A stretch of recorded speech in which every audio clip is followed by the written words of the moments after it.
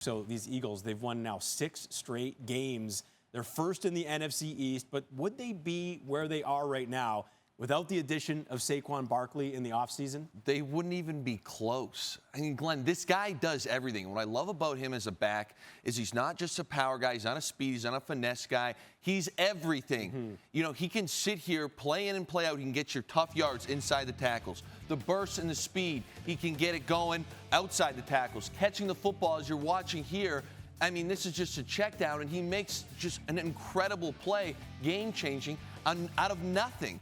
And you ask me if he's been there, they've had some issues at times, and this man just continues to solve all of their problems. They were stymied a little bit in the first half, didn't look good, and what he does is he wears teams down. He wears them down, he wears them down. Those 2s and 3s become 4s and 5s in the fourth quarter, become absolute home runs. And the next thing I'll say is you can see him on the sideline. When you have a perennial star like this guy, Glenn, and he's so loved by his teammates, his interviews, his O-line, everybody talks so highly about him. It gives you that little bit of extra inch, if you will, if you're a guy blocking for him, to get the job done and have nights like he did tonight, because he was special once again. So the Eagles now 8-2. Remember, they were 10-1 last season before imploding down the stretch. I think they lost 6 of 7, including the playoffs.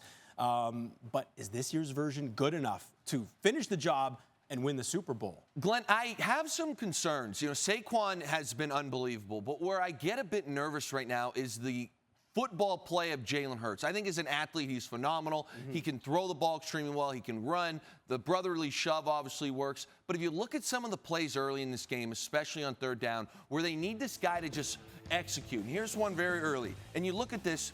Devontae Smith's going to run a drag, and they've got a guy running a vertical release underneath him here to free this up. It's man coverage, everything you want. Now he's taking a peek at A.J. Brown for the go ball. You got to adjust right here. Throw the drag. He runs for 15, 20 yards, but instead we don't process the game of football. Again, next drive, 3rd and 4. Big play here. You got zone coverage underneath here. So you got Saquon's going to run to the flat, which is going to force Bobby Wagner to have to push to A.J. Brown. Boom!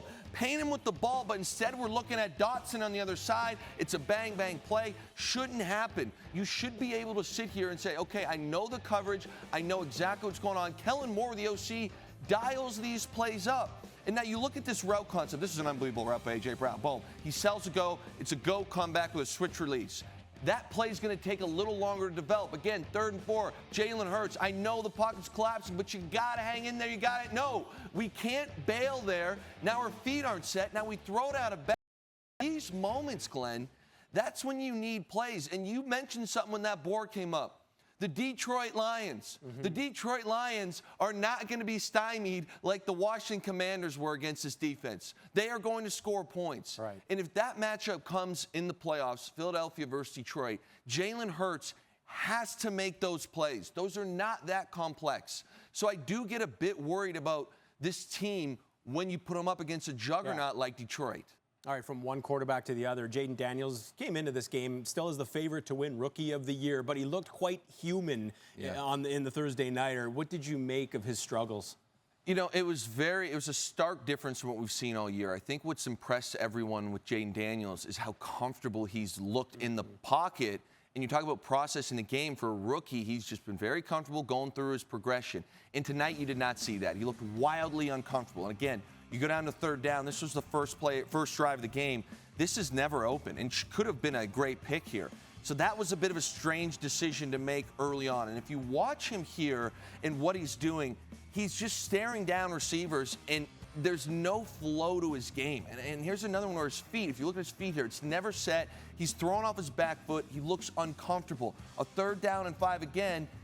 No feel, you know, usually you expect him to be a bit dynamic there. O-line didn't help him out, but just kind of looked uncomfortable. And what was strange about this pick was the first play. If you watch that, he never moves his head. He is locked in on where he's throwing, and Reed Blankenship, veteran guy, drives it. Great pick, game-changing play. In a moment where you really need Jaden to make that play, you can't do that. And I will say, though, Glenn, I think what really hurt him tonight was the Thursday night game.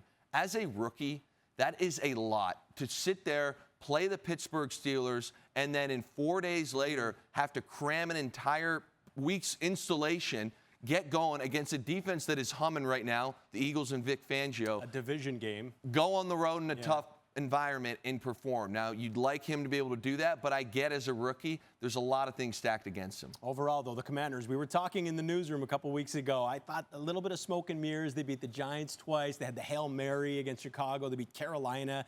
Yeah, they've been good, but do you think they've gotten by with a little bit of smoke and mirrors to this point as well? Tonight would say that because this game was a lot uglier. If it wasn't for the missed kicks from Philadelphia, this game could have gotten real ugly early. Jalen Hurts said on the interview right there, I mean, the yardage discrepancy was wild. You miss 2 field goals and an extra point and still pretty much get blown out. Definitely some cause for concern, but it's the Steelers and the Eagles they've lost to, 2 very, very good teams in this league, so we'll see maybe how they finish up here.